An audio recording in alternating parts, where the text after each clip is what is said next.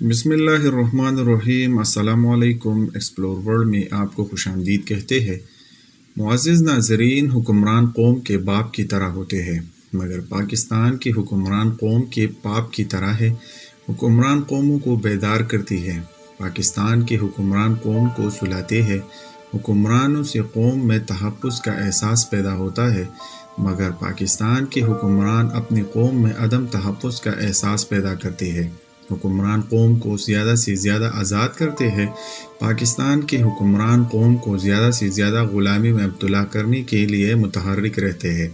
قوموں کی سب سے بڑی متاع ان کا نظریہ ہوتا ہے۔ نظریے کی طاقت نے ہمیشہ دنیا میں انقلاب برپا کیے ہیں۔ سوشلزم ایک انسانی ساختہ نظریہ ہے، مگر اس نے روس اور چین میں انقلاب برپا کیا۔ جمہوریت بھی انسانی ساختہ نظریہ ہے۔ جمہوریت یا عوامی قوت نے فرانس میں انقلاب برپا کیا۔ جمہوریت نے نہ صرف فرانس ہی میں نہیں بلکہ پوری یورپ میں بادشاہت کی بساط پلٹ کر رکھ دی۔ پاکستان کا نظریہ اسلام ہے۔ اسلام نے پاکستان کو تخلیق کیا۔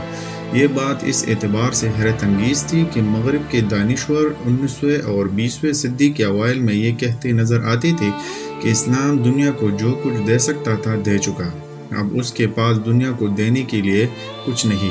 مگر 20ویں صدی کے وسط میں اسلام برصغیر میں اتنا طاقتور بن کر ابھرا کہ اس نے پاکستان کے نام سے جدید دنیا کی سب سے بڑی مسلم ریاست خلق کر ڈالی۔ اسلام کی طاقت نے پاکستان کو عدم سے وجود میں لا کر دکھایا۔ اسلام کی طاقت نے محمد علی جناح کو قائد اعظم بنایا۔ اسلام کی طاقت نے افراد کے وکیل کو ایک مہذب، ایک تہذیب، ایک تاریخ، ایک ملت اور ایک قوم کا وکیل بنا کر کھڑا کر دیا۔ تاریخ پاکستان سے پہلے برصغیر کی ملت اسلامیہ ایک بھیڑ تھی۔ اسلام کی طاقت نے بھیڑ کو ایک قوم میں ڈالا۔ اسی لیے قائد اعظم پاکستان کو اسلام کا قلعہ کہا کرتے تھے۔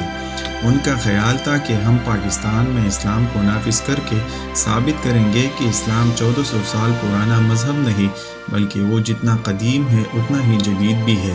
اسی نے ماضی میں جو کارنامے انجام دیے ہیں، انہیں ایک نئے اسلوب میں حال کے اندر بھی دہرایا جا سکتا ہے۔ اسلام عہد حاضر میں ایسے کارنامے انجام دے سکتا تھا تو وہ پاکستان کو دنیا کی 10 بڑی طاقتوں میں سے ایک طاقت اور دنیا کے 10 قوی قوموں میں سے ایک قوم بنا سکتا تھا۔ اسلام پاکستان میں تخلیق و ایجاد کی ایک داستان رقم کر سکتا تھا۔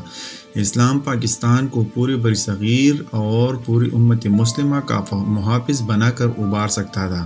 اسلام پاکستانی قوم کو تعلیم اور شعور کے زیور سے آراستہ کر سکتا تھا۔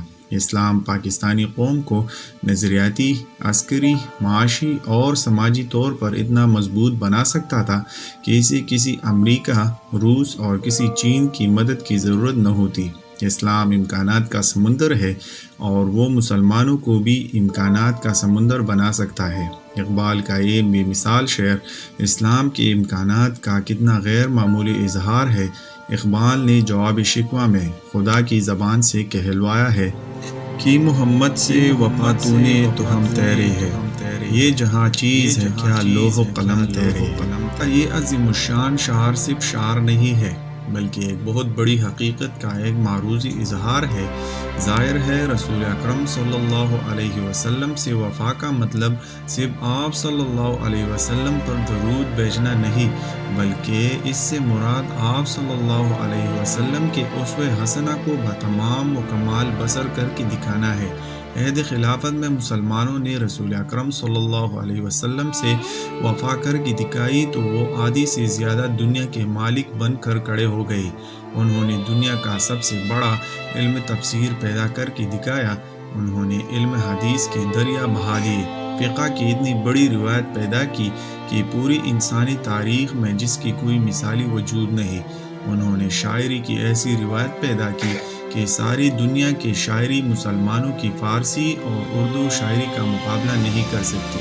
نہ صرف یہ کہ بلکہ دنیا مسلمان جدید علوم یعنی فلسفے، منطق، طبیعت، فلکیات، حیاتیات اور عمرانیات میں بھی کئی سو سال تک دنیا کے امام بن کر کھڑے ہو گئے۔ مولانا مودودی رحمۃ اللہ علیہ نے بھی ایک جگہ اقبال کے مذکورہ بالا شعر سے ملتی جلتی بات کہی ہے۔ انہوں نے فرمایا قرآن و سنت کی دعوت لے کر اٹھو، اور پوری دنیا پر چھا جاؤ۔